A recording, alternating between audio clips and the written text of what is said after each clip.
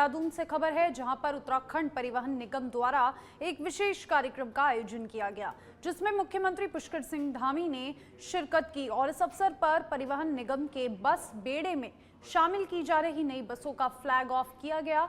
मुख्यमंत्री ने नई बसों को हरी झंडी दिखाकर रवाना किया और कहा कि इससे राज्य की सार्वजनिक परिवहन व्यवस्था और अधिक सुदृढ़ होगी। नई बसों के शामिल होने से यात्रियों को सुरक्षित, सुविधाजनक और यहां पर बेहतर यात्रा सुविधा उपलब्ध होगी। वहीं पर परिवहन विभाग जो निगम है उसकी सेवाओं की क्षमता और पहुंच में भी विस्तार होगा।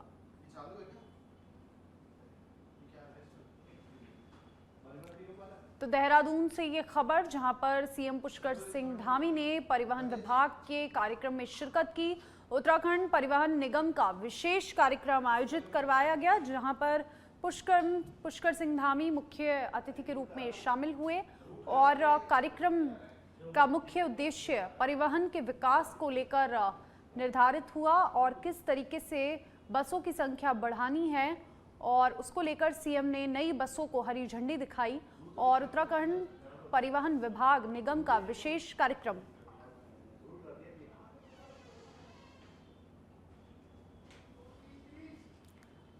तो देहरादून से ये खबर, जहां पर पुष्कर सिंह धामी परिवहन निगम के बस बेड़े में शामिल हुए, उनके कार्यक्रम में शिरकत की। सीएम ने नई बसों को हरी झंडी दिखाकर परिवहन विकास मॉडल का एक नया उदाहरण यहां पर दिया। उत्तराखंड निगम के बसों का उद्घाटन हुआ। पुष्कर सिंह धामी ने यहां पर हरी झंडी दिखाई। सीएम पुष्कर सिंह धामी ने कार्यक्रम में शिरकत की और यहां पर परिवहन निगम के बस बेड़े में शामिल हुई नई बसें।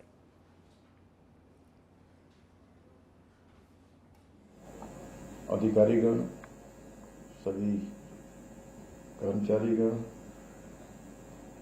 मैं सबसे पहले तो आप सभी का आज वर्ष 2026 के पहले दिन, वर्ष के शुरुआत में आप सभी को शुभकामनाएं देता हूं, आप सबको बधाई देता हूं और मुख्य सेवक सदन में आप सब आए हैं, आप सबका हृदय से आप सबका अभिनंदन करता हूं, आप सबका स्वागत करता हूं। और ये मेरे लिए आज बहुत खुशी की बात है, प्रसन्नता है मुझे कि आज हम लोग परिवहन निगम के बेड़े में 100 और बसों को सम्मिलित करने जा रहे हैं और ये शुभ अवसर भी हम लोगों को आज वर्ष 2026 के पहले दिन प्राप्त हो रहा है। इसके साथ ही जैसा अभी रीना जी ने बताया कि वोल्वो बसों के कारण से जो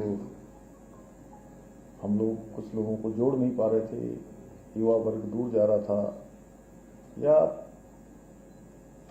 जिस प्रकार की भौतिक सुख सुविधाएं, जिस प्रकार का एटमॉस्फेयर है, उसको ध्यान में रखते हुए 10 एसी बसें और 2 स्लीपर बसों को भी आज जनता को समर्पित कर रहे हैं।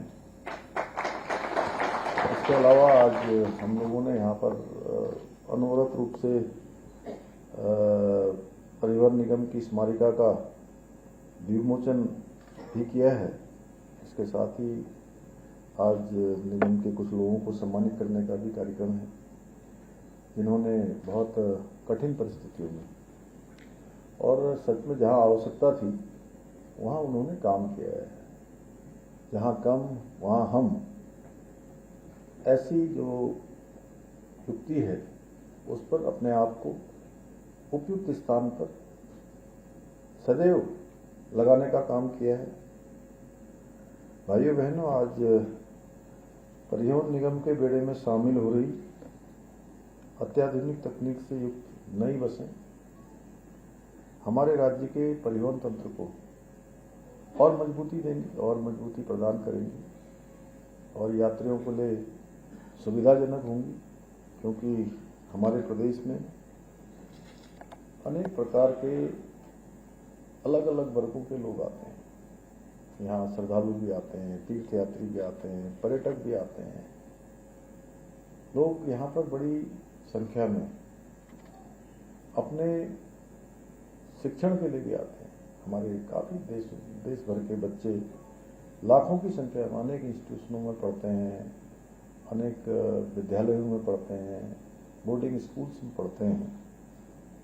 और इन बसों से यात्रियों की यात्राएं एक तो सुरक्षित होंगी, सुविधाजनक होंगी और किफ़ायती यात्रा का अनुभव भी प्रदान करेंगी। इससे हमारी सामाजिक और आर्थिक और पर्यटन की गतिविधियों को भी एक नई ऊर्जा प्राप्त होगी। हमारे राज्य की भौगोलिक और आर्थिक परिस्थितियां अन्य राज्यों की तुलना में बहुत ही चुनौतीपूर्ण है। हमारे राज्य में जहां एक बड़ा पर्वतीय क्षेत्र है, जहां ऊंचे पहाड़ हैं, वहीं गहरी घाटियां हैं, वहीं दुर्गम और सुदूरवर्ती ग्रामीण क्षेत्र भी हैं जो परिवहन सुविधाओं के लिए परिवहन निगम के नेटवर्क पर ही निर्भर रहते हैं। कितना सारा स्थान है आप देखिए, अगर परिवहन निगम की बसें वहां के लिए एक तरह से लाइफ लाइन का काम भी करती है, लाइफ लाइन की तरह करती है। ऐसे में एक प्रभावी परिवहन तंत्र न केवल नागरिकों की सुविधा के लिए अत्यंत आवश्यक है, बल्कि हमारी अन्य गतिविधियां, दैनिक जीवन में होने वाली अन्य गतिविधियां हैं। बस मुख्यालय नई दिल्ली के निर्देश अनुसार सीमांत मुख्यालय रानीखेत में बल कार्मिकों की पदोन्नति का कार्यक्रम आयोजित किया गया। इस दौरान विनोद कुमार सेन और सुभाष को निरीक्षक निजी सहायक के पद पर, जबकि नरेंद्र, मंजीत कुमार और शैलेंद्र को उप निरीक्षक संचार तथा अनिल यादव को सहायक उप निरीक्षक सामान्य पद पर पदोन्नत किया गया। और इस अवसर पर उप महानिरीक्षक निरीक्षित बेहरा ने पदोन्नत कार्मिकों को उनके नए रैंक लगाए और शुभकामनाएं देते हुए उज्जवल भविष्य की कामना की। उन्होंने ये भी कहा कि पद के अनुरूप जिम्मेदारियों का भी ईमानदारी से निर्वहन करें और बल का नाम यहां पर रोशन करें। समारोह में उप महानिरीक्षक, कमांडेंट, उप कमांडेंट सहित कई वरिष्ठ अधिकारी और बल कार्मिक उपस्थित रहे। पदोन्नत कार्मिकों को यहां पर उत्साह और मनोबल साफ उनका दिखाई दिया।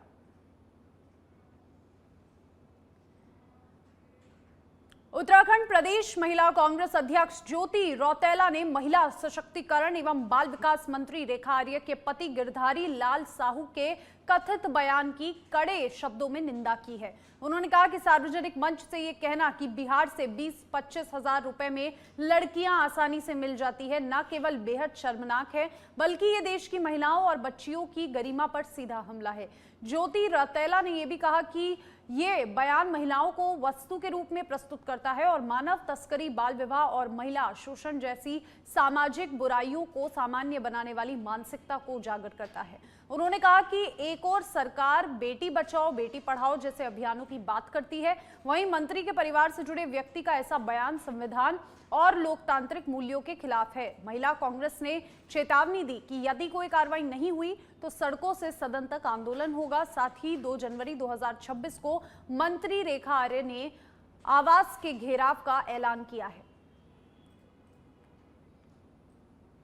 आर्य जी जो महिला सशक्तिकरण एवं बाल विकास मंत्री हैं, उनके जो पति हैं गिरधारी लाल साहू जी, उनका एक बयान आया है और ये एक शर्मनाक बयान है जिसमें वो ये कह रहे हैं कि बिहार से लड़कियां आ जाएंगी, 20-20, 25-25 हज़ार में वहाँ पे मिल जाती हैं। और इस तरह का बयान दे के महिला सशक्तिकरण एवं बाल विकास मंत्री रेखा आर्य जी के पति ने पूरे देश की महिलाओं का अपमान किया, बिहार की महिलाओं का अपमान किया, उत्तराखंड का नाम खराब करने का काम किया है। उनको अपने इस बयान पे माफ़ी मांगनी चाहिए और उनको रेखा आर्य जी को अपने पति के साथ एक प्रेस कॉन्फ्रेंस करनी चाहिए और उनको एक पूरे समाज से, महिलाओं से। देहरादून से खबर है। सामाजिक कार्यकर्ता और Akhil Bharatiya people against rape in India की प्रमुख योगिता भयाना ने आज देहरादून में अंकिता भंडारी हत्याकांड को लेकर प्रेस कॉन्फ्रेंस की। उन्होंने कहा कि हाल ही में उर्मिला सनावर द्वारा सोशल मीडिया पर साझा की गई पोस्ट और ऑडियो का उल्लेख करते हुए कहा कि इसकी निष्पक्ष जांच की जानी चाहिए। योगिता भयाना ने विधायक रेणु बिष्ट सहित अन्य आरोपियों की गिरफ्तारी की मांग करते हुए अंकिता भंडारी हत्याकांड की सीबीआई जांच कराने और तय समय सीमा में जांच पूरी करने की बात कही। उन्होंने ये कहा कि उत्तराखंड की बेटी को पूरा न्याय मिल सके। वहीं इस दौरान कांग्रेस प्रदेश प्रवक्ता गरिमा मेहरा दोसोनी ने योगिता भयाना का समर्थन करते हुए ये भी कहा कि जो भी व्यक्ति महिलाओं के अधिकारों की बात करता है वह उनके साथ खड़ा है और उन्होंने कहा कि योगिता भयाना ने कई मामलों में आरोपियों को जेल भिजवाया है और आज देश की हर मां की उम्मीद उनसे जुड़ी है। नववर्ष के अवसर पर टिहरी गढ़वाल की जिलाधिकारी नितिका खंडेलवाल ने मुनि की रेती क्षेत्र में विशेष स्वच्छता अभियान चलाया। डीएम ने जानकी सेतु गंगा घाट और तपोवन नगर पंचायत क्षेत्र का निरीक्षण करते हुए साफ सफाई की व्यवस्था का जायजा लिया और इस दौरान नगर पालिका की अधिकारी यहां पर अंकिता जोशी को साफ सफाई व्यवस्था और अधिक मजबूत करने के निर्देश दिए। डीएम नितिका खंडेलवाल ने कहा कि मुनि की रेती तपोवन जनपद का मुख्य द्वार है, जहां बड़ी संख्या में देश विदेश से पर्यटक और श्रद्धालु पहुंचते हैं। ऐसे में स्वच्छता बनाए रखना बेहद आवश्यक है। उन्होंने ये भी बताया कि मुख्यमंत्री के निर्देशानुसार पर्यटन और तीर्थ स्थलों को स्वच्छ रखने के लिए यह अभियान चलाया जा रहा है। स्वच्छता अभियान को लेकर पर्यटक अनिल कुमार और जूना अखाड़ा के संत प्रदीप गिरी महाराज ने प्रशासन की पहल की सराहना करते हुए इसे प्रेरणादायक बताया।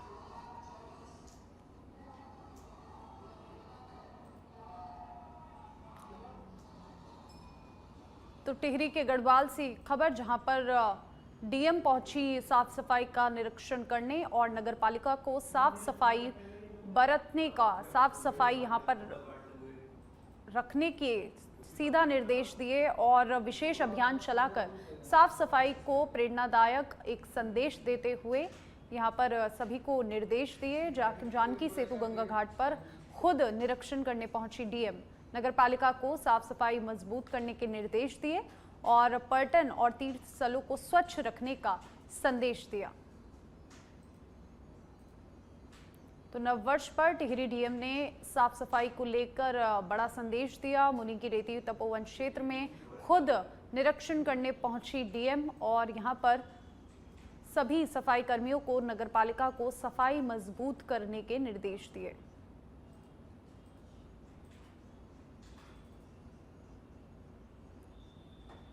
तो टिहरी के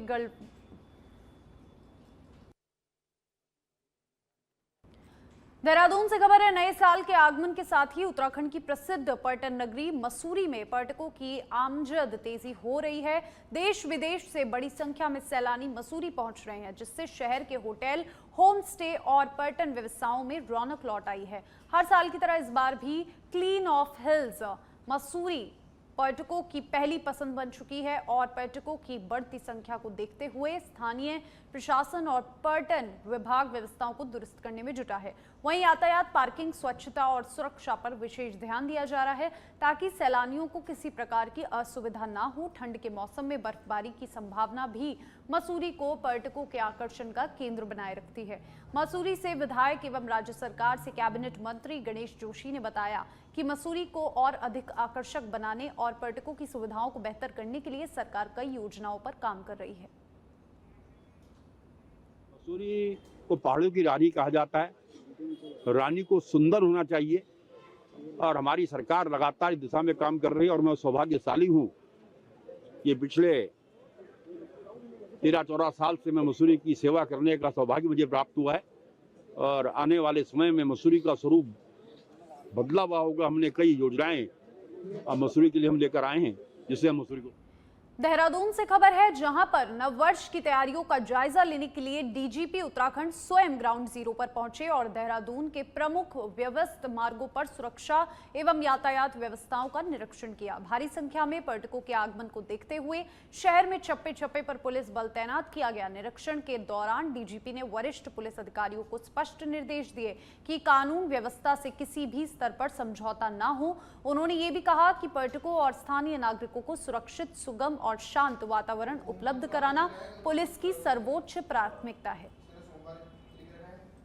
एसपी देहरादून और उनकी पूरी टीम ने व्यापक प्रबंध किए हुए हैं और जैसा माननीय मुख्यमंत्री जी ने भी इसके लिए एक विशेष बैठक करके निर्देश दिए थे पूरे प्रदेश के लिए, तो यहाँ पर भी देहरादून पुलिस ने सभी प्रकार के जो यातायात व्यवस्था है, पार्किंग व्यवस्था है, जो आपके भीड़ भाड़ वाले इलाके हैं उनमें विशेष सुरक्षा प्रबंध, महिला कर्मियों की ड्यूटी और पूरे देहरादून में जो चिन्हित एरियाज हैं उनको जोन सेक्टर्स में बांटकर हमारे सारे अधिकारी, सारे थानाध्यक्ष, सारे चौकी इंचार्जेस इस समय फील्ड में हैं और चारों तरफ वो लगातार निगरानी रख रहे हैं, जिससे कि सभी देहरादून वासी अपने नए साल के जो सेलिब्रेशंस हैं उनको आराम से कर सकें। उत्तराखंड सरकार ने चार धाम यात्रा मार्गों पर श्रद्धालुओं की सुरक्षा को देखते हुए 10 आपातकालीन शेल्टर बनाने का निर्णय लिया। ये शेल्टर आपदा की स्थिति में यात्रियों के लिए सुरक्षित ठहराव की सुरक्षा का यहां पर जायजा लेंगे और शेल्टरों का निर्माण वर्ल्ड बैंक प्रोजेक्ट के तहत किया जाएगा, जिसके लिए 39 करोड़ रुपए की राशि स्वीकृत कर ली गई है। सरकार शेल्टरों के संचालन के लिए एक विस्तृत नियमावली भी तैयार कर रही है ताकि इनका उपयोग वर्ष भर किया जा सके और आसपास के स्थानीय लोगों को भी आवश्यकता पड़ने पर सुविधा मिल सके। आपदा प्रबंधन विभाग ने उड़ीसा राज्य के डिजास्टर शेल्टर को यहां पर मॉडल के रूप में अपनाया है। ये शेल्टर न केवल चार धाम यात्रा बल्कि किसी भी आपात स्थिति में उपयोगी होंगे और आम जनता इन्हें मल्टीपल हॉल के रूप में भी इस्तेमाल कर सकेगी। जिलों से प्राप्त भूमि प्रस्तावों की भी जांच यहां पर उपयुक्त स्थानों का चयन कर डीपीआर बनाई जाएगी, जिसके पश्चात निर्माण कार्य शुरू होगा। प्रोजेक्ट के माध्यम से हम लोग चार धाम यात्रा मार्ग पर लगभग 10 शेल्टर बनाने के लिए कार्रवाई चल रही है हमारी। उसमें हमने टेंडर कर लिया है, फर्म का चयन कर लिया है हमने। वो फर्म डीपीआर बनाएगी, फिजिबिलिटी देखेगी, कहाँ कितनी आवश्यकता है, टूरिस्ट का फ्लो देखेगी या आपदा की दृष्टि से जहाँ जहाँ दिक्कतें हैं, जहाँ जहाँ विस्थापन की आवश्यकता पड़ सकती है या जहाँ ज़्यादा रास्ता बंद होता है, कभी लोगों को अकस्मात रुकना पड़ता है, तो उन स्थानों को चयनित किया जा रहा है।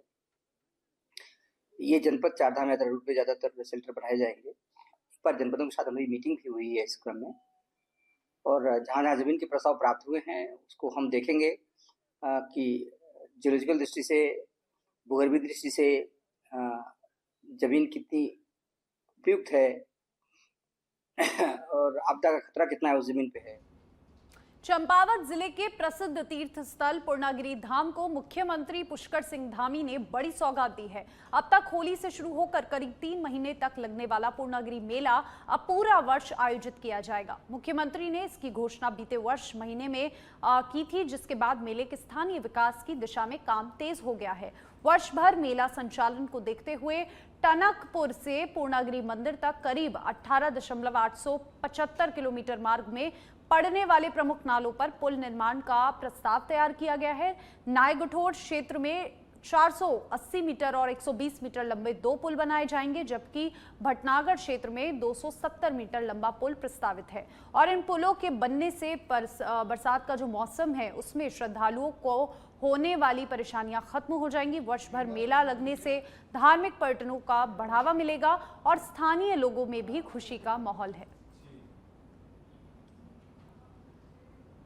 चंपावत जिले के लिए ये गर्व और सम्मान का क्षण है। जवाहर नवोदय विद्यालय चंपावत के कक्षा 8 के होनहार छात्र दीप सिंह बोहरा को राष्ट्रपति भवन नई दिल्ली में महामहिम राष्ट्रपति द्वारा सम्मानित किया गया है। ये सम्मान उन्हें एआई तैयारी यानी कि कृत्रिम बुद्धिमत्ता क्षमता कार्यक्रम SOAR के अंतर्गत उनकी उत्कृष्ट उपलब्धि के लिए प्रदान किया गया है। विद्यालय परिवार ने इस उपलब्धि को न केवल नवोदय विद्यालय बल्कि मुख्यमंत्री पुष्कर सिंह धामी के मॉडल जिला चंपावत के लिए भी गौरव की बात बताई है।